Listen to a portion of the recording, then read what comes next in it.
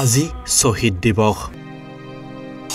যাৰ তেজত তীৰ বিৰাইছিল তৰালি বুকুত গুণগুণাইছিল মৌমাখি যি নিজানে নিতালে শুই আছে শীতানত তাৰ তেজে ধোৱা মাটি অসম তথা অসমীয়াৰ উত্তৰ পুৰুষৰ বাবে যিয়ে জীৱনৰ সৰ্বোচ্চ ত্যাগ কৰিছিল সেই শ্বহীদসকলৰ স্মৃতিত আজি ৰাজ্যজুৰি পালন শ্বহীদ দিৱস অসম আন্দোলনৰ ৮৫৫ গৰাকী শ্বহীদক জনোৱা হয় সশ্ৰদ্ধ প্ৰণাম সৰু অসম ছাত্ৰ সন্থাই আজি মংগলদৈত কেন্দ্ৰীয়ভাৱে পালন কৰে কেন্দ্ৰীয় শ্বহীদ দিৱস শ্বহীদ দিৱস অনুষ্ঠানত উপস্থিত থাকি পতাকা উত্তোলন কৰে সভাপতি দীপাংক কুমাৰ নাথে শ্বহীদ তৰ্পণ কৰে সম্পাদক শংকৰ জ্যোতি বৰুৱাই আনহাতে শ্বহীদ খৰ্গেশ্বৰ তালুকদাৰৰ প্ৰতিচ্ছবিত মাল্যাৰ্পণ কৰে ডক্টৰ সমুজ্জ্বল কুমাৰ ভট্টাচাৰ্যই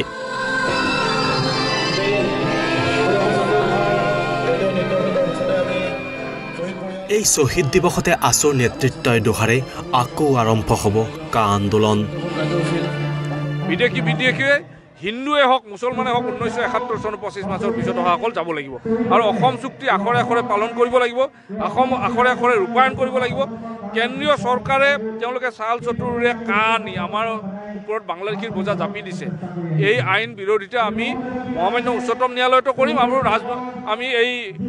ৰাজপথতো সংগ্ৰাম কৰি পেলাই এই আইনৰ বিৰোধিতা কৰিম আমাৰ কাৰ্যসূচী চলি থাকিব এই আইন বাতিল নোহোৱালৈকে আমাৰ কাৰ্যসূচী চলি থাকিব কাৰণ এই 860 গৰাকী শ্বহীদৰ যি মৰ্যাদা সেই মৰ্যাদা লাঘৱ কৰিছে এইখন চৰকাৰে কা আন্দোলনত শ্বহীদ হোৱা 5 গৰাকী শ্বহীদৰ পবিত্ৰ স্মৃতিত 12 ডিচেম্বৰৰ পৰা আৰম্ভ হ'ব পুনৰ কা আন্দোলন মংগলদৈত কেন্দ্ৰীয়ভাৱে শ্বহীদ দিৱস পালন কৰাৰ সমান্তৰালভাৱে বঙাইগাঁও গহপুৰ মৰিয়নি মৰাণ শিৱসাগৰ সোণাৰী আদিতো পালন কৰা হয় শ্বহীদ দিৱস